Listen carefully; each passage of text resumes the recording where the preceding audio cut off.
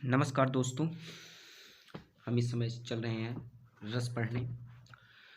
रस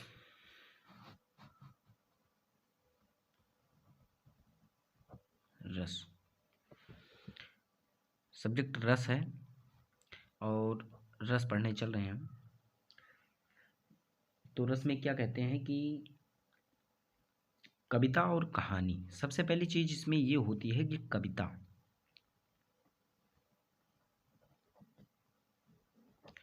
कविता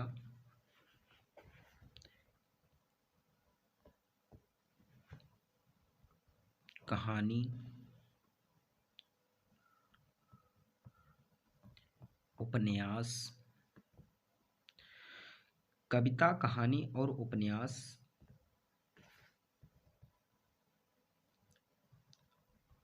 और नाटक।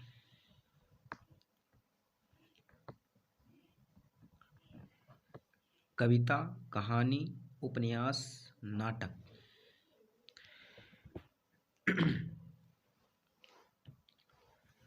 कविता कहानी उपन्यास नाटक को पढ़ने या सुनने से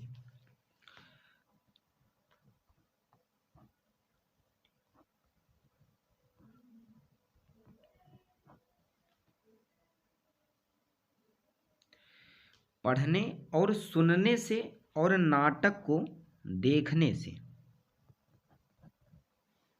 ठीक ना,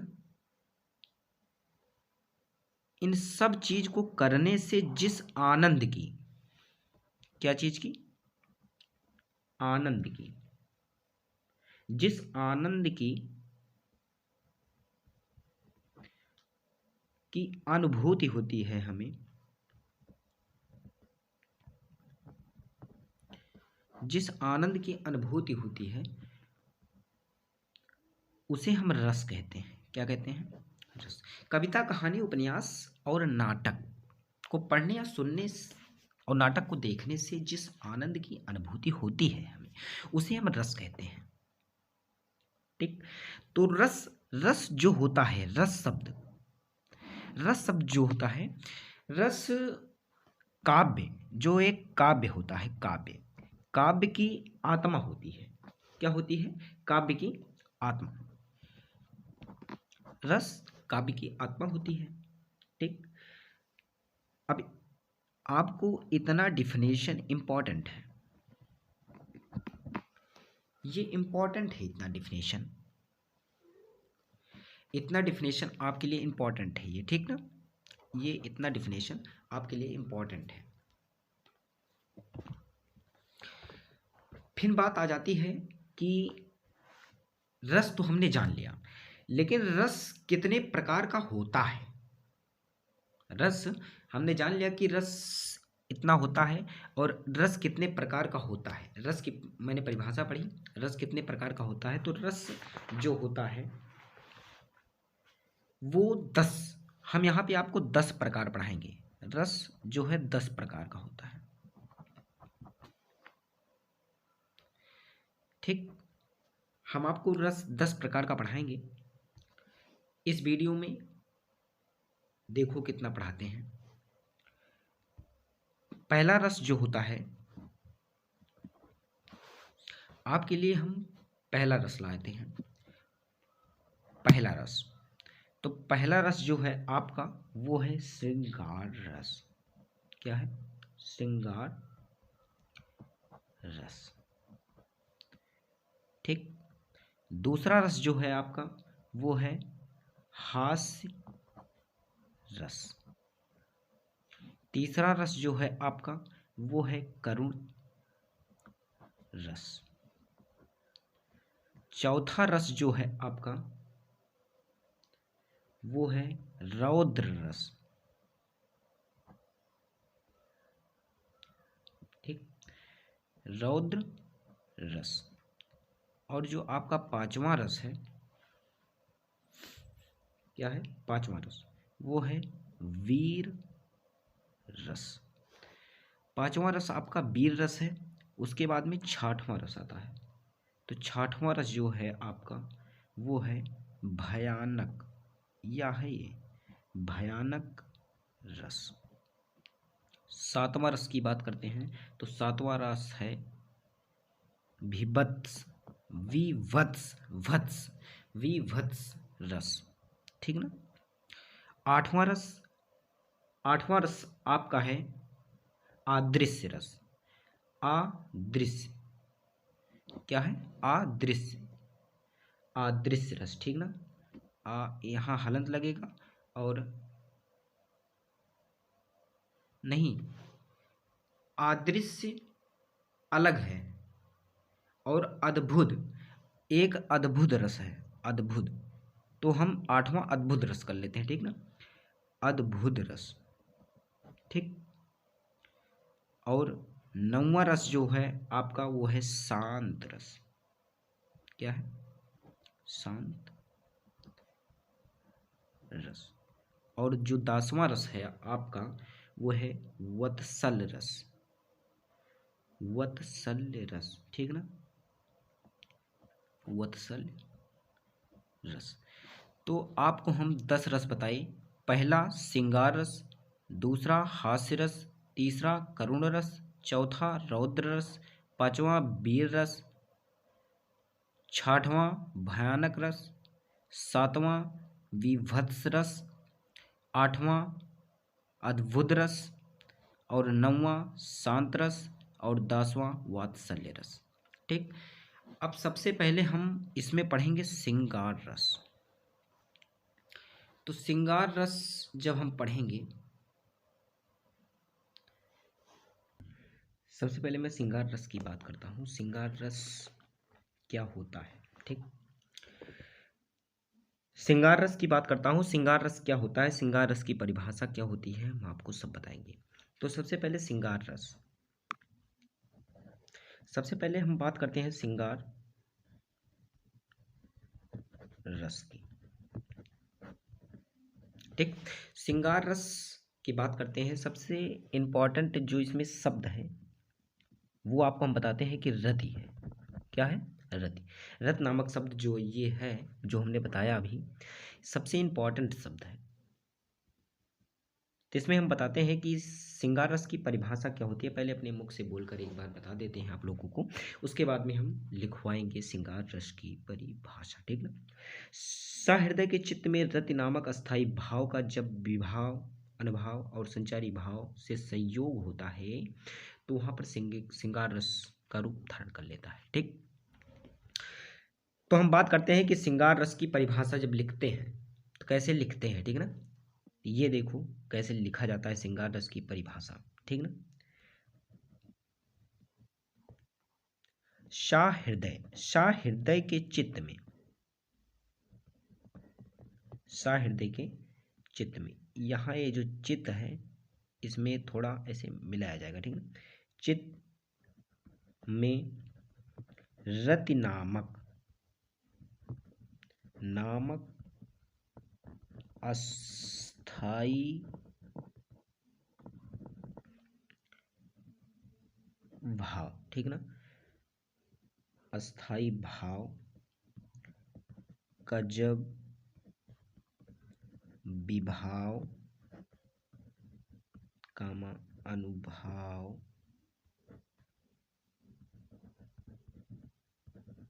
ऐसे लिखा जाएगा, ठीक है। अनुभाव और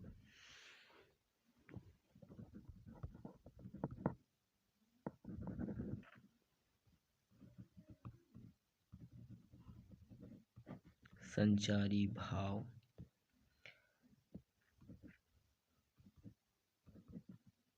से संयोग होता है। क्या होता है? संयोग होता है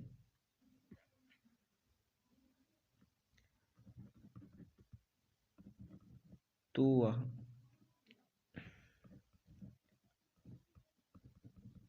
श्रृंगार रस का रूप धारण कर लेता है, उसी को हम श्रृंगार रस कहते हैं, ठीक ना। उसी को हम श्रृंगार रस कहते हैं। सहृदय के चित्त में रति नामक स्थायी भाव का जब विभाव अनुभाव और संचारी भाव से संयोग होता है तो वह श्रृंगार रस का रूप धारण कर लेता है। ठीक। जब आप इसको एक बार, दो बार, तीन बार पढ़कर, दो बार इसको लिखकर आप रखेंगे, ये 12th क्लास के लिए सबसे ज़्यादा महत्वपूर्ण है। ठीक ना। श्रृंगार रस, ये हर जगह आता है श्रृंगार रस, और यहाँ पर भी आ सकता है श्रृंगार रस। ठीक है। श्रृंगार रस जो होता है ये दो प्रकार का होता है। कितने प्रकार का होता है? दो प्रकार का होता है।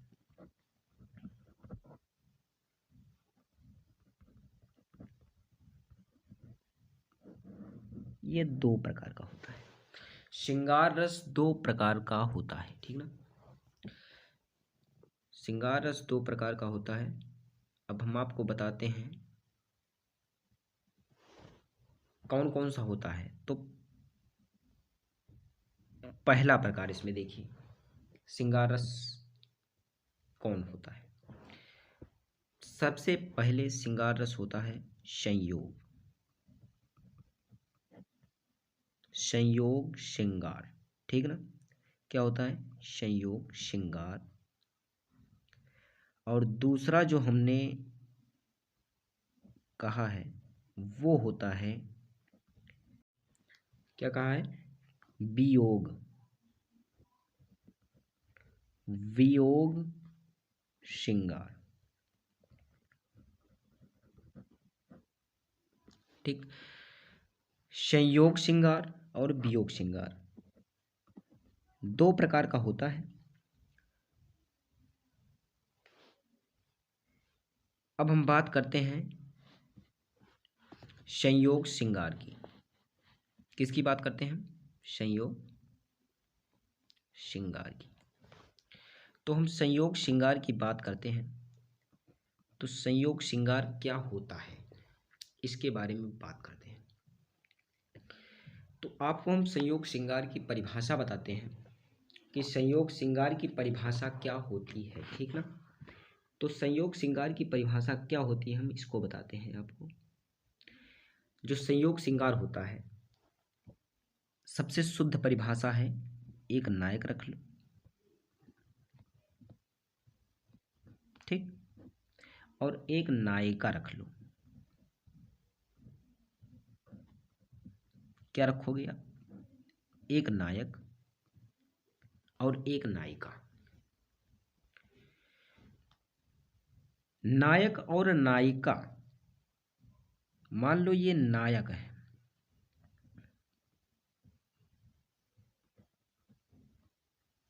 और ये नायिका है।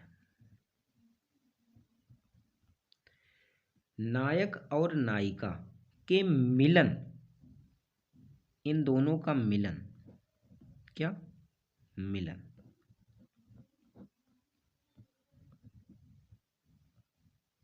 का वर्णन।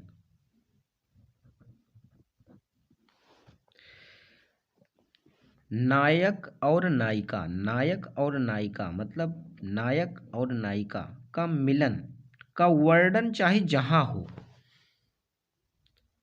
तो वहां संयोग श्रृंगार होता है। वहां कौन सा श्रृंगार होता है? संयोग श्रृंगार। ठीक ना। वहां पर संयोग श्रृंगार होता है। ठीक। अब उसके बाद में हम वियोग श्रृंगार पढ़ते हैं। वियोग श्रृंगार पढ़ते हैं। कौन सा श्रृंगार पढ़ते हैं? वियोग श्रृंगार। ठीक ना। एक बात और, संयोग श्रृंगार में, संयोग श्रृंगार को हम संभोग भी कहते हैं। क्या कहते हैं? संभोग।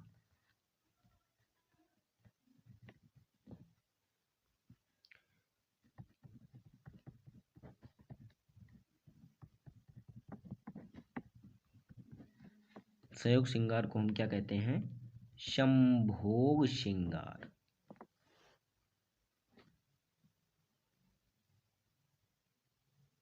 एक मिनट। संयोग श्रृंगार को हम संभोग भी कहते हैं। संयोग श्रृंगार को हम संभोग श्रृंगार भी कहते हैं, ठीक ना।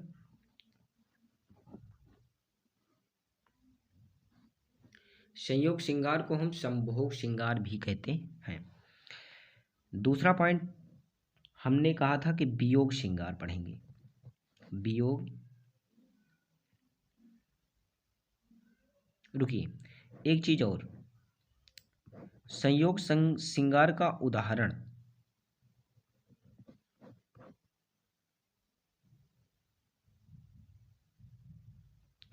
संयोग श्रृंगार का जो उदाहरण है, कौन हो तुम वसंत के दूत, बिरस पतझड़ अति सुकुमार। अभी देख लो, इसमें नायक और नायिका की बात हो रही है। घन तिमिर में चपला की रेख, तपन में शीतल मंद बयार। अब इसमें देख लीजिए आप, नायक और नायिका की बात हो रही है। आपको उदाहरण यहीं पे लिख दे रहे हैं हम, देख लीजिए उदाहरण कौन सा है। ये उदाहरण है, ठीक ना। अब ये देख लीजिए, कौन हो तुम वसंत के दूत,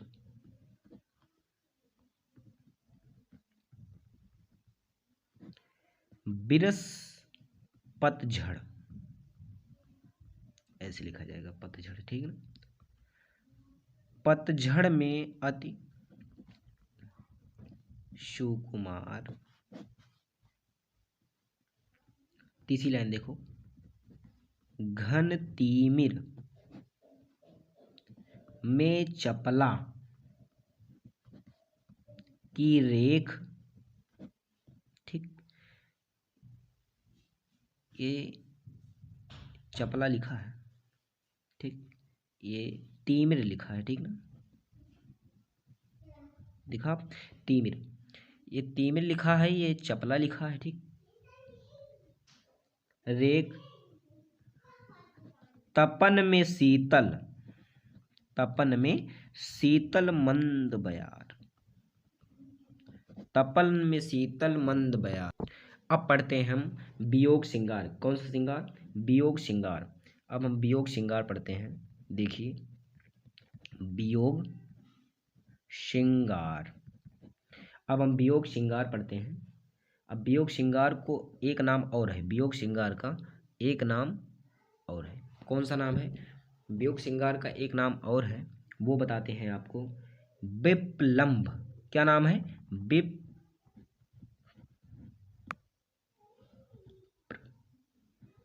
विप्रलंब है। एक नाम जो है वो है विप्रलंब, ठीक ना। वियोग श्रृंगार को हम विप्रलंब भी कहते हैं। ये नई चीज है। वियोग श्रृंगार सब लोग जानते हैं, लेकिन विप्रलंब कोई कोई जानता है। आप इसको भी जाने रहिए, बोर्ड एग्जाम में बहुत इंपॉर्टेंट है, ये भी जानना। तो वियोग श्रृंगार में विप्रलंब बहुत अच्छा है। उसके बाद में इसका जो परिभाषा होता है, क्या होता है? परिभाषा। वियोग श्रृंगार की परिभाषा जो होती है, जिस रचना में नायक और नायिका के मिलन का अभाव रहता है और विरह का वर्णन किया जाता है, ठीक ना, या विरह का वर्णन होता है, वहाँ वियोग श्रृंगार होता है, ठीक ना। तो इसकी परिभाषा हम लिखकर बताते हैं आप लोग को। क्या होता है कि इसकी परिभाषा हम लिखकर बताते हैं आप लोगों को। क्या होता है, लिख देंगे तो आप अपनी कॉपी में नोट कर लीजिएगा कि जिस रचना में क्या होता है कि जिस रचना में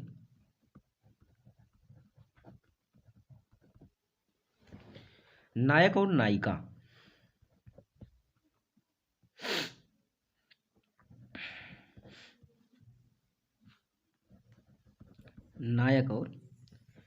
नायिका।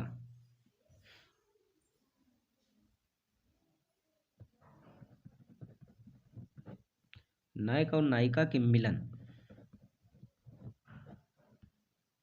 मिलन का अभाव रहता है।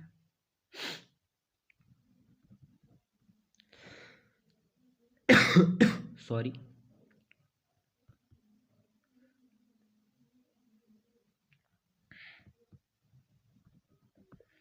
अभाव रहता है और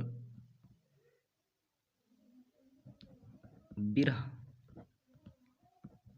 का वर्णन होता है।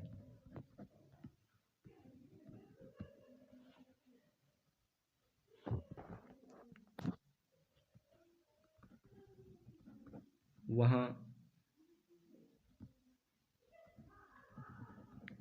वियोग श्रृंगार